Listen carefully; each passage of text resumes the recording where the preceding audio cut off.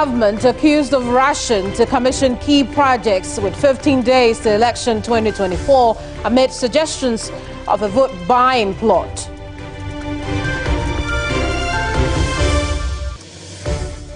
Also, the Tsar, President Akufo-Addo's claim of restoring Ghana's forest cover rejected by anti-Galamsey groups who say he has rather supervised massive destruction of the environment. And much later, police service steps up visibility ahead of December 7th polls, with top officers continuing with key meetings with various interest groups.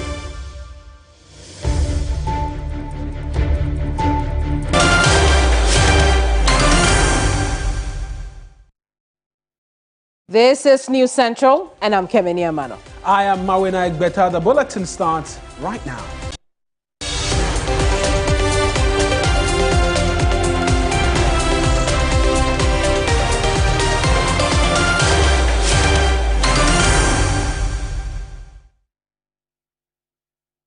Let's settle for the details now. And from the 80 new educational projects to the commissioning of the Tema and Pakadan railway lines today, President Akufo-Addo is a busy man in the last days of his 8-year term as president, and he, along with key government appointees, are expected to continue to commission even more projects some 15 days to the December 7 elections. The last-minute projects have ranged from education to road infrastructure, and what some say is a last-ditch attempt at convincing the Ghanaian electorate to retain the governing New Patriotic Party.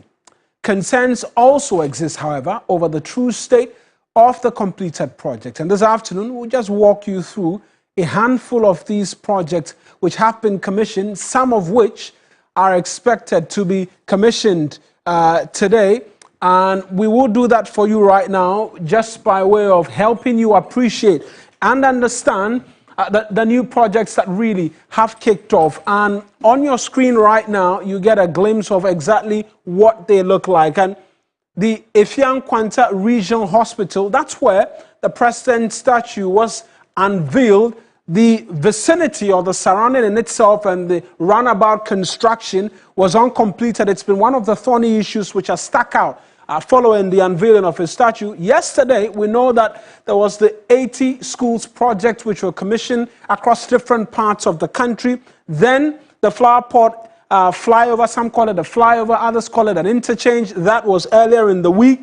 Also, in the week as well, the Bank of Ghana headquarters was commissioned by the president. Today, the president is commissioning the Tema and Pakadan railway line. And earlier on, some weeks ago, the nephrology unit of the Kolebu Teaching Hospital as well has been commissioned, and that was done by the health minister. And so it brings about a lot of questions and a lot of people asking different questions in relation to these commissionings which we're seeing. Let's try and subject a lot of these to Dr. Bernard Tutu Buahi. He's a political marketing strategist. He's joined us on the line for a bit more and perhaps helping us understand and answer some of these questions. Doc, I appreciate that you can speak to us this afternoon. Is there any gain for a party seeking re-election to be quickly finishing up projects and commissioning them, even uncompleted ones, which is the case in what we've been seeing over the last few days and weeks? Good afternoon to you. Good afternoon to viewers. I think that this issue about projects, to start with, is something desirable. Because projects more or less fulfills campaign promises. It's part of policy, and sometimes what it means is that once a political party delivers a project, more or less it is attributed to a campaign promise. But sometimes, the perception or the interpretations of the time of the delivery is what sometimes becomes a bit questionable. And so it has been interpreted to mean a kind of political bribery, which means that, yes, an incumbent could deliver a promise on a campaign year, and sometimes, it becomes a bit deliberate. The extent that we can deliver the promise all right, we can deliver the project on time, and not wait for a campaign period. Is this not where potentially it could be a blowback in terms of the government in power who's seeking to have this convince the Ghanaian to vote for them? This point you're making. Yes, so that is the point I'm driving at. So sometimes, in as much as voters will ask that if I deliver my promise by voting for you, what will be in there for me? Politicians equally will ask the same questions, that if I deliver a project, what will be in there for me? So the kind of exchange is that the politician would probably want to do a project that will. Sorry? Doc, we're listening to you. You're making the point. Yes, so the politician would deliver a project at the time that the party and that politician itself will benefit. So they will wait till the campaign year and then deliver the promise within the campaign year, so that at least I'm also getting some votes from the constituency. And so it is more or less like tying the devil, or staying between the devil and the deep blue sea. All right. What is right is that you deliver a promise or a project, not to probably trade it with how do you call it, vote. Right. But then you deliver a promise, in the sense that you are honoring your people for probably voting for you, and then also delivering, as part of your social contract. But again, you wouldn't fault, the politician. And you see, the politician, not only in Ghana, across the world, probably would take advantage. But in our context, Doc, if I can come in here, in our context, we've seen this play out in the 2016 elections. In the lead up to that elections, we saw John Mahama commission a number of projects. In fact, there was a green book which sought to detail infrastructure work which had been done. It didn't do much in convincing the Ghanaian electorate into wanting to retain the NDC then. And so does it yield any results really if they hold out developmental projects and wait on them to commission them in the last few days? It hasn't proven effective, at least in recent memory. Yeah, so that is where the politician will have to be, learning. And because, you see, I've always maintained this position that if projects, delivery of projects, was anything to probably maintain an incumbent, then probably the NPP wouldn't have gone out in 2008. The NDC wouldn't have gone out in the year 2000. And even President Mahama in 2016 wouldn't have gone out. Right. All right. So when you recount these experiences, obviously it points out to the fact that delivery of promises, though important in gaining votes, it is not an end, it is not a means to an end. Right. Which suggests that the delivery alone within an election year may not give you what you are looking for. Right then, Doc. Appreciate these thoughts that you're providing to us. That's Dr. Bernard Tutubuahi. And just quickly, by way of the government's response in terms of a justification, if you want to call it that, here's one from the Works and Housing Minister, Kojo Nkrumah, who says that the commissions are part of a bigger track record. And if your track record on infrastructure speaks well for you, then the commissioning will just help with the icing on the cake. If your track record on infrastructure does not speak well for you, then it will be an exercise in futility. And that's the last part of really what he says. He says, so it is not about what you do in the last 2 or 3 weeks. It is about what you have done over the period for the public to access and make a determination. And that's Kojo Nkrumah. He's a Works and Housing Minister, providing what you would describe as a justification but government's explanation as to exactly what has been happening over the last few days. And the expectation really is that a lot more of such will be coming the way of Ghanaians' infrastructure projects, you call it what, and we here at NewsCentral and TV3 will be there to provide you details. Well, speaking of Ghanaians, some of you here in Accra have been sharing your views on what you make of the recent commissioning of projects. Let's take a listen. By the clock draws us closer to the general elections come December 7, and today we are gauging reactions from people on the current commissioning of various projects by the incumbents and governments to know whether this can truly be a genuine call or it is basically to impress. Let's find out from the people and know what they are. There are issues which are serious, which the government refuse to handle, which are sometimes more important than those flyovers, such as what is at East Airport Hills, where I also live. Okay. For instance, we who live there for more than a year, water, they never supply water. Looking at a project like the Flower Port flyover like this, they started a long time. And this year, the fourth year of the president, he said that he will dedicate this year for roads and some other infrastructures. And those things, they don't take just a week or 2 weeks or 2 months to build them. My dream is say, I dare now my at home.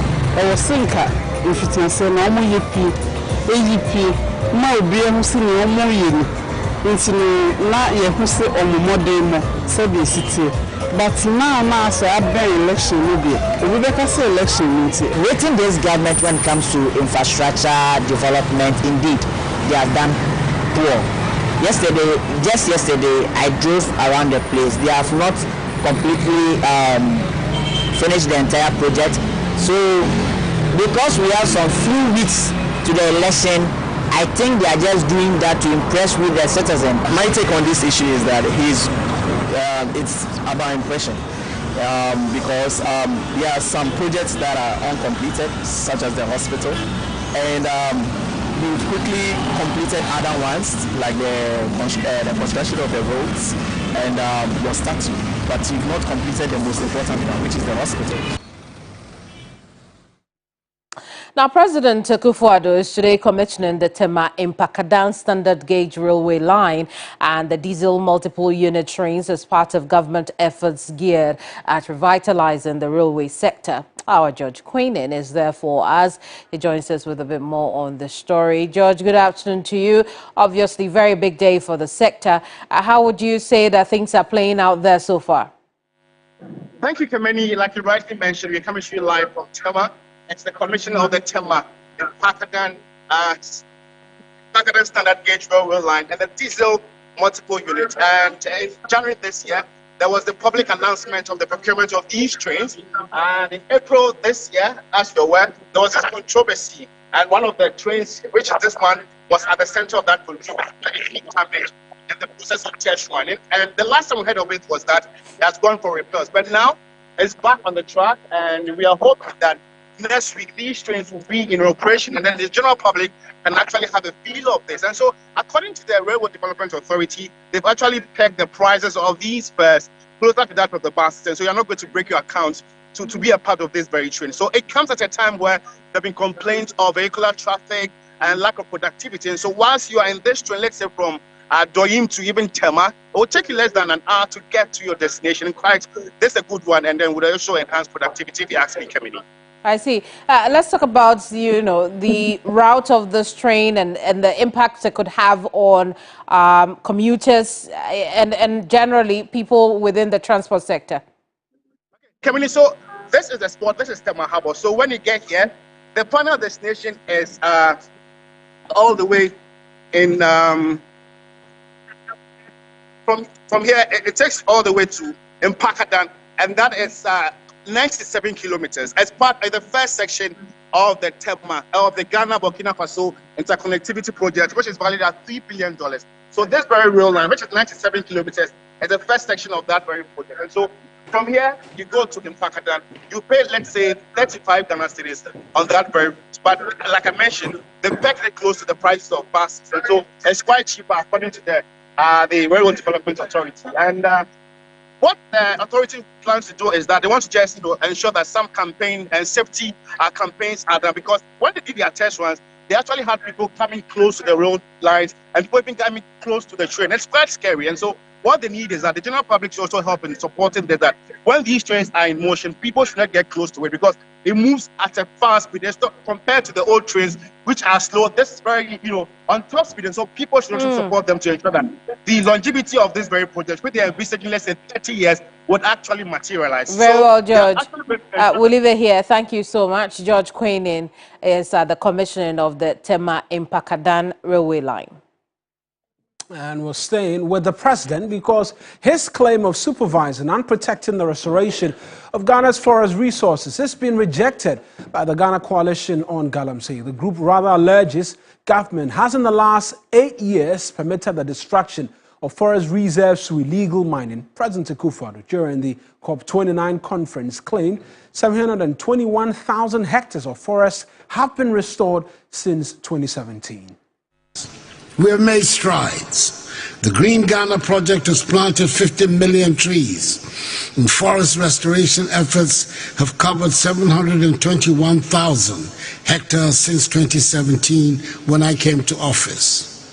13 mitigation actions have cut annual greenhouse gas emissions by 43% since 2021. Ghana's national electric vehicle policy, backed by tax incentives, promotes sustainable mobility, and our energy transition framework steers us towards a green future. Through Article 6 of the Paris Agreement, Ghana has mobilized $800 million United States dollars by trading carbon credits with nations like Switzerland and Sweden. As a father and a grandfather, I question what we will leave behind. What world will we leave behind? Our children's future hinges on our decisions. That COP29 here in Azerbaijan mark a pivotal shift from dialogue to decisive action. Let's engage Daryl Busu. He is with the Ghana Coalition on Galamsey. They've been issuing that statement. He's joined us via Zoom for a quick chat. Mr. Busu, many thanks for speaking to us. You say the president's statement untrue and that he's aided in the devastation of the country's forest reserves?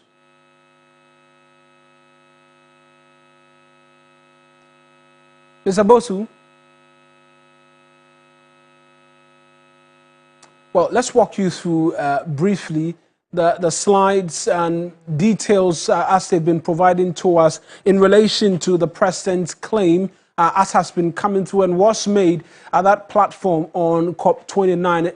And that's it on your screen. Their main concerns have to do with the passage of LI 2462, which has opened, according to them, Ghana's forest reserves to mining since 2022. Now, they make the argument again that 48,000 hectares of forests have been allegedly destroyed by illegal mining. Cocoa Board has reported over 68% of cocoa farmlands in the Ashanti region, 81% in the eastern region, and 74% in the western region, severely affected by the activities of illegal mining. And amongst many things, they are demanding urgent government action. In fact, they're asking the president, if possible, to use his last days to ensure a certain level of restoration within the environment space. And that's what they say, that the claim by the president starkly contrasts with the government's active supervision, culpability, and record of inaction, resulting in unprecedented escalation of illegal and irresponsible mining across the entire country that has left forests, agricultural lands, rivers, and water bodies destroyed. Now, they proceed to say that the president's announcement fails to align with the stark realities on the ground. Now, they say that while they have the government supposedly planted trees, the government has simultaneously and actively pursued policies and legislation that facilitated the destruction of natural forests, undermining the country's hard-earned reputation and progress in sustainable forest management over the past 2 decades.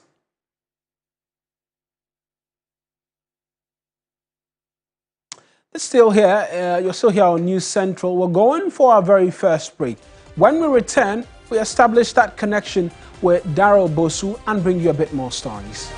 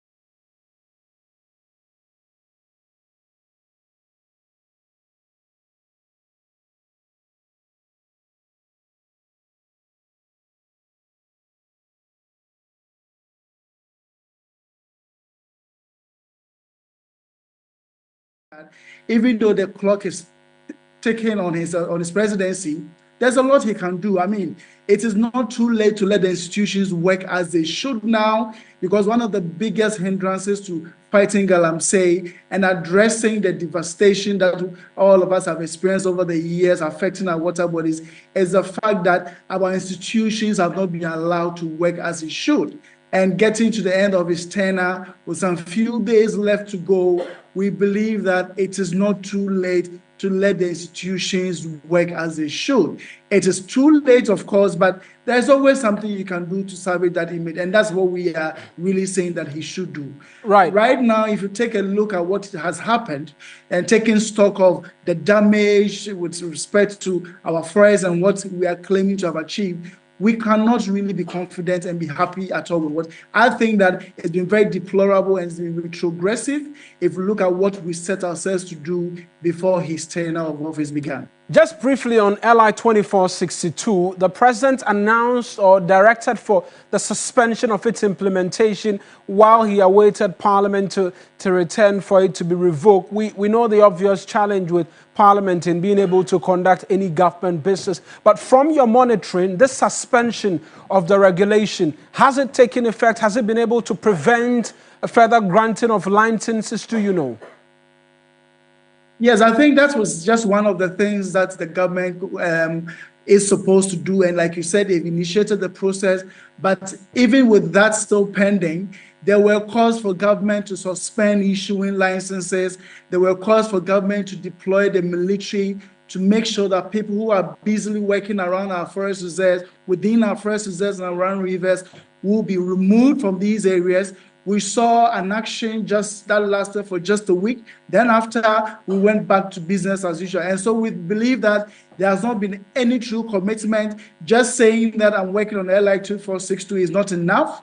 We needed to see more action. The president committed to some extended measures to Ghanaians and also to organized labor. It's unfortunate that none of this is now very active on the ground. And we're seeing the politicians again, particularly people within his government, taking advantage of the electoral year to actually capture some political, I would say, benefits from that process. Promising, giving people licenses to do money here and there. And that for us, we think shouldn't be happening. And that is a betrayal of the trust we really put in him to address the galamsey, given that he doesn't have enough time. So I think it's a very difficult situation we find ourselves. And really, the legacy for us now is very gloomy, considering what he promised to do for us when he was sworn in on January 7th, 2017. Right then, Mr. Bosu, I appreciate that you could speak to us. That's Darrell Bosu. It's a pleasure. Thank you so much.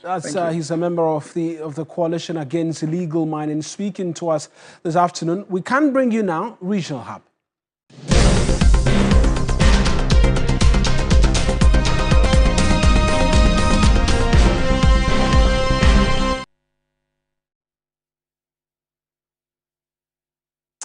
Now, heads of various security agencies have met with political parties in the Gomwa East, Ewutu-Senya East, and Ewutu-Senya West constituencies to discuss matters relating to the upcoming December 7th elections. The choice of venue to serve as a collation center, however, remains a controversial subject. Akwesi Ado is our Central Region correspondent to join us with a bit more on the story. Akwesi, good afternoon to you.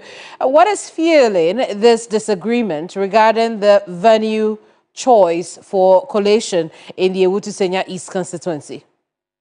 Okay, thank you. So in the Ewutu-Senya East constituency, there is a disagreement between the National Democratic Congress and the New Patriotic Party, as well as the Ghana Police Service and the Electoral Commission regarding the specific venue to be used as the collation center.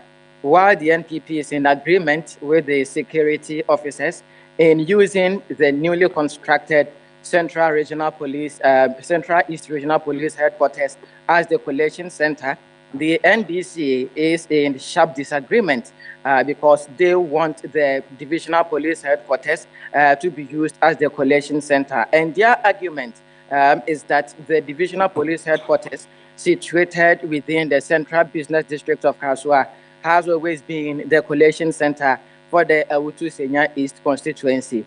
This is about the third time such a meeting has been held, with the NDC still taking that position that they are not agreeing with the EC and the police service. I have been engaging some officers of the National Democratic Congress, particularly the Deputy Constituency Secretary, Saboba, and here's what he's been telling me.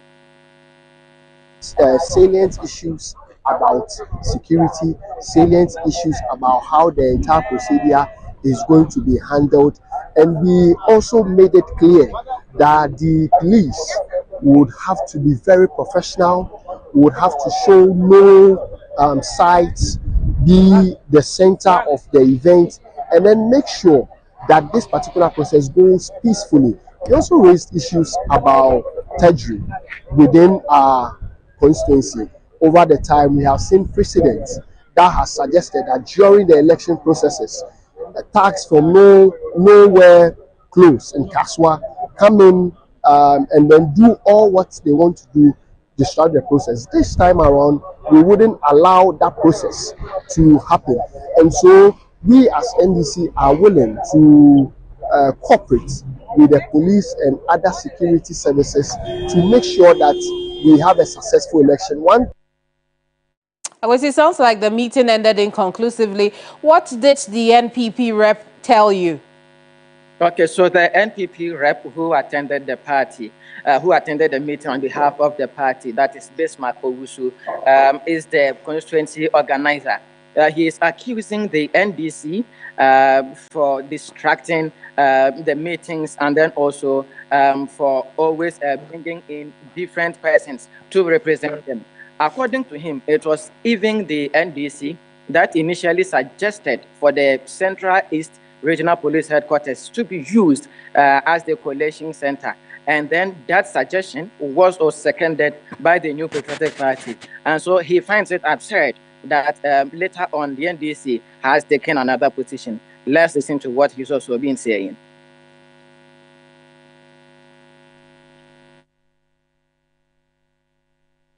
This third meeting, another set of people came, and it was like, those who come for the meeting don't go back to brief the others. Is that to say that the NDC has not been consistent? That is the word. That is exactly, and that's the word, the same word we use there. They have not been consistent. Well, we don't have an issue with that. But if you come for a meeting, as important as a security meeting like this, when you finish, you go back and brief your people. So that tomorrow, if you are sick or you are doing another work somewhere, and you can't make it to the next meeting, the people coming are well informed to what to say, to help the discussion. So where did the NDC propose? They proposed Central East at the first meeting. Emphatically, it was the constituency organizer who said it, seconded by the constituency secretary. And I said, we will go back to the drawing board with our executive and then PC to discuss the proposal. So we did that, and we came to see that we agree with them. Akwesi, we'll leave it here. Thank you so much for talking to us. Akwesi Ado is our Central Region correspondent.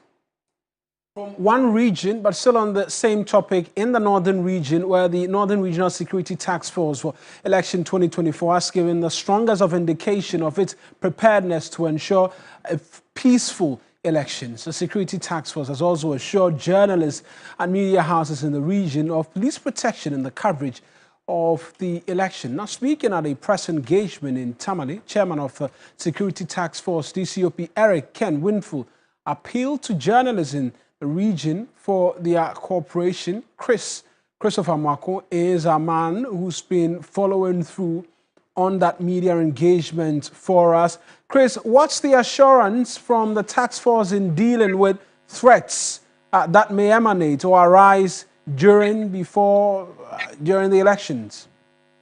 Yes, so Marina, first of all, the police administration in the Northern Region has taken notice of the fact that this election is crucial, and for that matter, they have to put all their arsenals together to ensure that the election turns out peaceful. And so the Regional Security Task Force have been engaging the media and giving them the assurances that this year's election though is different, and so their strategies are also going to be different. And this time they are going to rely on the media for some relevant information in the course of the election. And so they have giving out liaison officers to the media houses and journalists, saying that any information that the journalists get, they can verify from these liaison officers, and the liaison officers can equally give the media some relevant information for their reportage. And so it is to synchronize the kind of information that goes out there to the public, because they believe that the media can be a tool to cause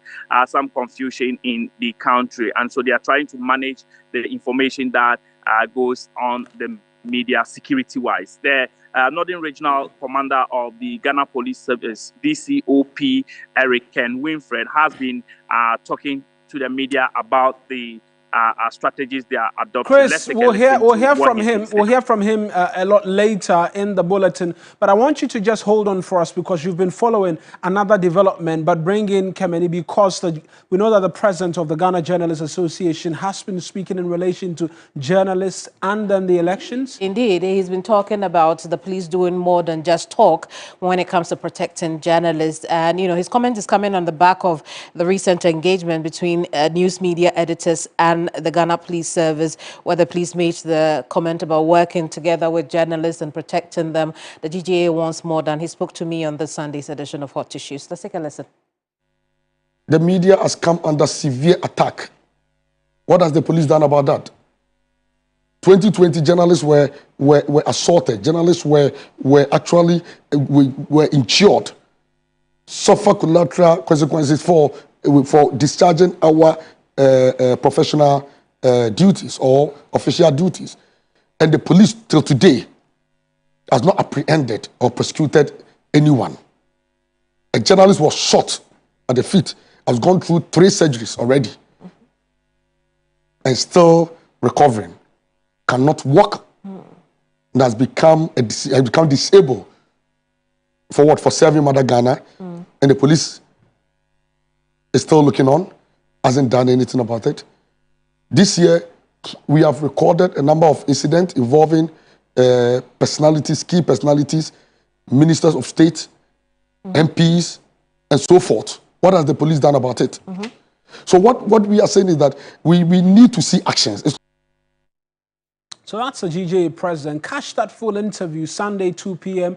with Kemeni Amano. But I mentioned Chris was holding on for us because in the Saboba constituency, an independent candidate, Emmanuel Kuti, has pledged his commitment to prioritize economic empowerment for women through microfinance, provision of water, and youth empowerment to deliver on if elected as a member of parliament. And he's been engaged in the media. Let's touch base with Chris right now and get an understanding as to how the Saboba constituency is shaping up with his involvement in the election. Chris, talk to us, known as a security analyst, and he's making staking a claim for himself, wanting to be a member of parliament for the Saboba constituency. Talk to us about his chances and what more he's been saying.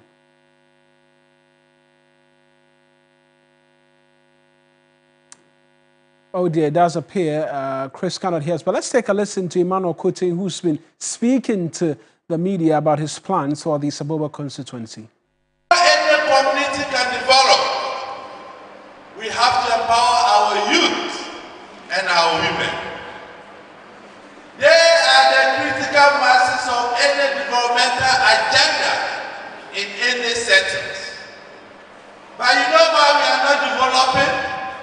We have never empowered our mothers, neither have we empowered our youth. A year ago, you remember I brought about a program of empowering our women. One of the modules I started was soap making. I think so far we have covered about 10 zones, and we've got an additional 10 zones to cover. When we are done with all the zones, I'm giving each of the zones a seed capital of 5,000 Ghana cedis. This seed capital is like a setup capital for our mothers. You know that on market days, we see our fellow women bringing soap from Yendi, from Tamale, and where have you? And we buy this soap from them. We call some Azuma Blow, is that not it? And we call some Tamale Bambu. I want us do Saboba blow and Saboba bamboo. Look, I'm contesting as an independent candidate. I don't have a choice who you vote as your president. And I want to make this statement clear here.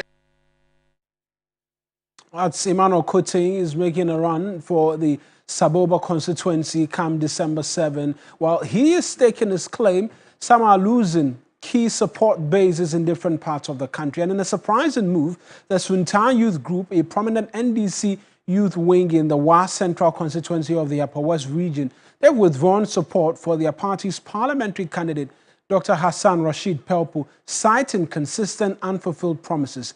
The group said it is now backing the NPP parliamentary candidate, Haji Ahumu Awudu, and will be voting skirt and blouse. According to the group, they have long championed progress, equity, and empowerment, but their candidate's failure has left them with no choice. We'll hear from the spokesperson shortly, but let's touch base with Ibrahim Wangara, who's been following the development there for us. Ibrahim, talk to us. What's bringing about this division? They say a lack of fulfillment of progress, but could there be other undertones or other underlying factors which has resulted in this defection? Yes, if you look at campaigns in the West Central constituency here in the Upper West region, recently have taken to a different dimension because this Central Youth Group is being the second youth group in the West Central constituency that is declaring its support to the New Patriotic Party parliamentary candidate here in the West Central constituency. The NPP in this part of the country that appears to be working underground and making the NDC to be more visible than the NPP. But recently, the decision for this group to back or sideline the NDC parliamentary candidate, Dr. Hassan Rashid Pelpu, according to most of them, is as a result of the NDC's candidate spending 20 years as a member of parliament that has nothing to prove to it, because youth unemployment is something that the people are pointing out to. And according to this group too, some days or some time back, M.S. Yedu, who happens to be the member of parliament for West Central, days back, was able to spend only 2 terms, that's 8 years.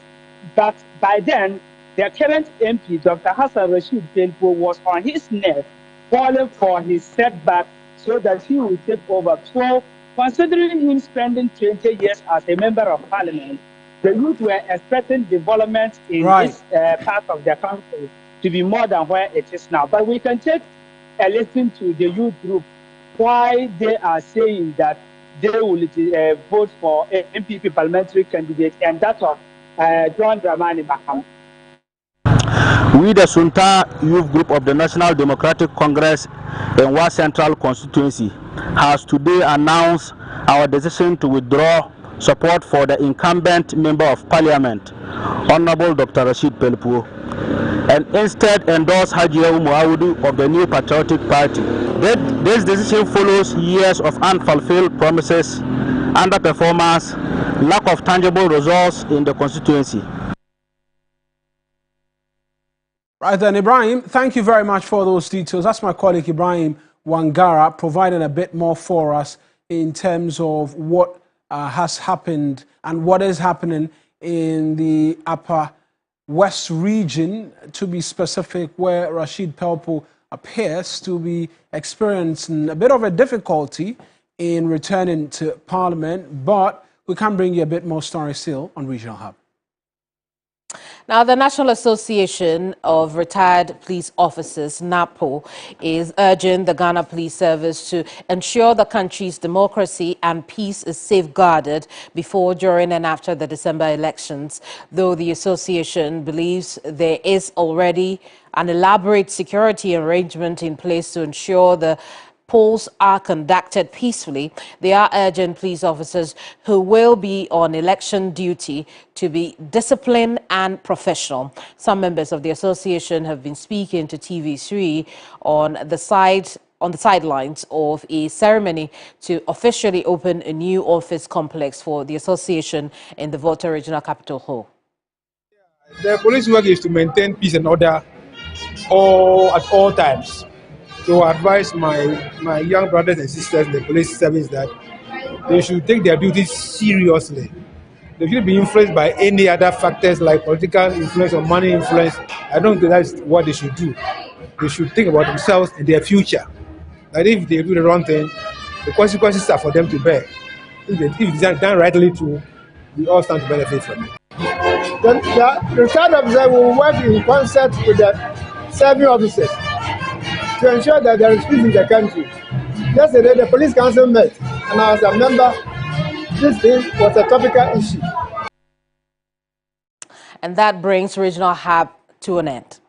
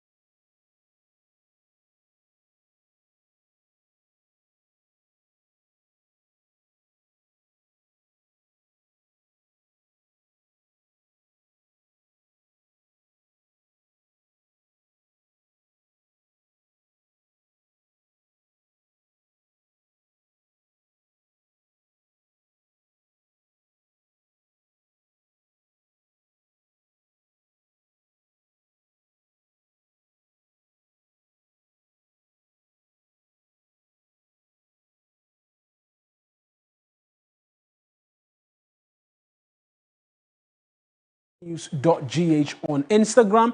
It's a handle you're supposed to be following, and you're seeing on your screen as well, 3news.com, and there's a beautiful countdown, 14 days, 11 hours. 9 seconds now? Yeah, 9 seconds and counting down. That's how much more we have until December 7, where you, watching us at home, will have the ultimate responsibility to decide who becomes the country's next president. Indeed. That's our bulletin for today and for the week. I am Mawina Igbeta. Remember, it's a Friday, which means reality catch up comes up next. I don't want to say catch up. Yeah, I know. But I'm Kemeni Amano, and I'll see you later this evening. Bye-bye.